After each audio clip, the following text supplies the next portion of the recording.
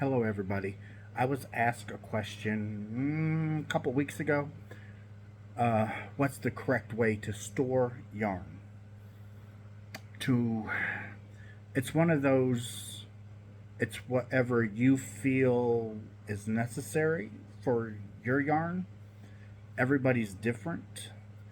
Um, I use these organza bags. I buy them from Amazon,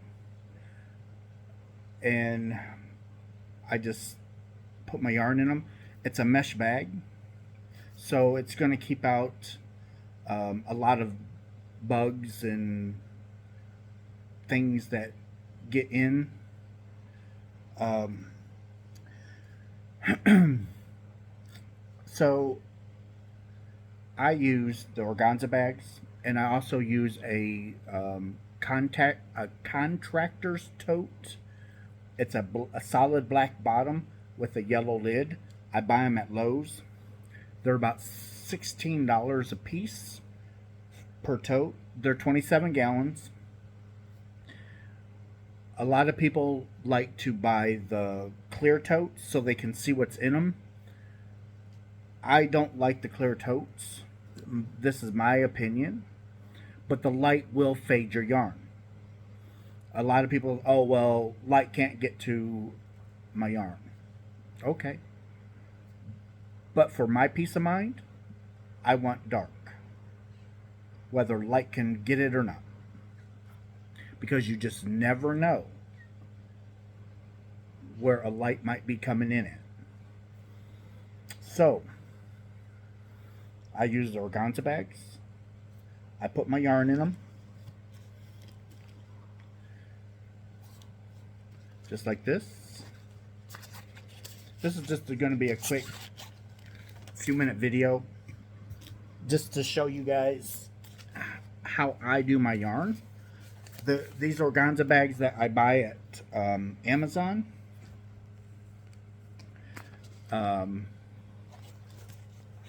they hold about 4 of these cakes. Nice. You have a little bit of room left if you want something, if you want to stick a skein or so in there. But then I take one of these. This is a 100% cedar plank, cedar block. I buy off Amazon. It's 100% cedar.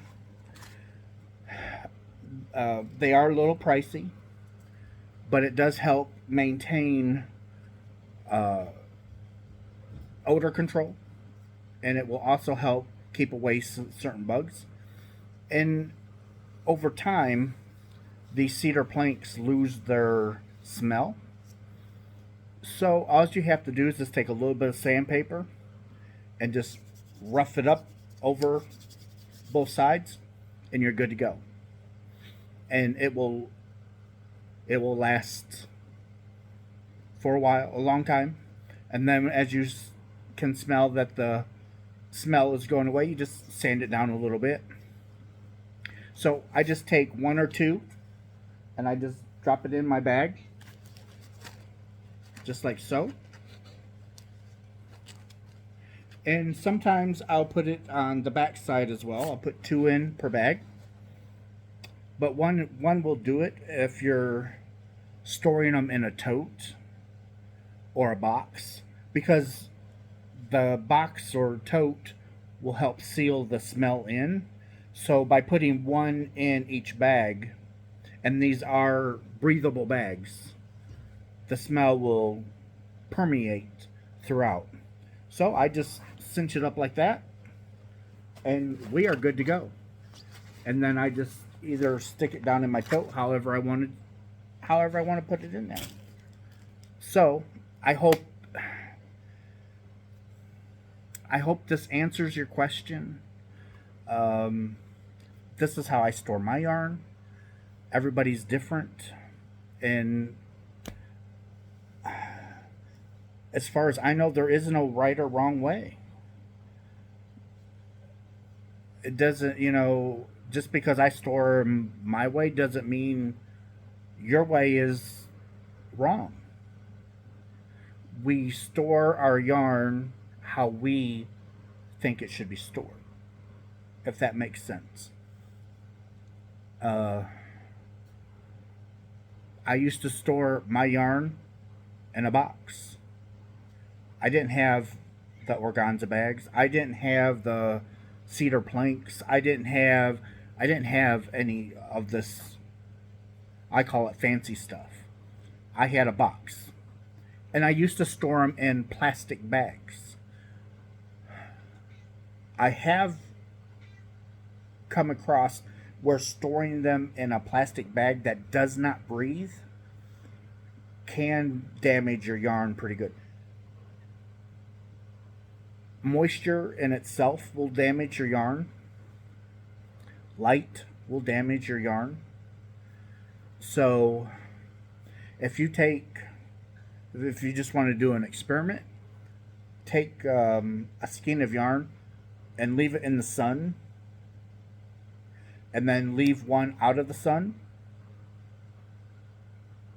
and then after a couple of weeks, 3 weeks or whatever, bring the one in from the sun, and you'll see the difference.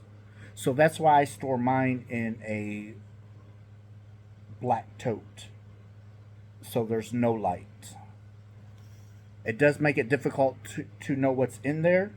So I started making, as I'm doing my totes, as I'm going through my totes, I'm documenting my inventory. And I can also write down what's in each tote and how much yarn I have of each color. And I put it on a piece of paper. I put it in a plastic sleeve, and I put that on my tote.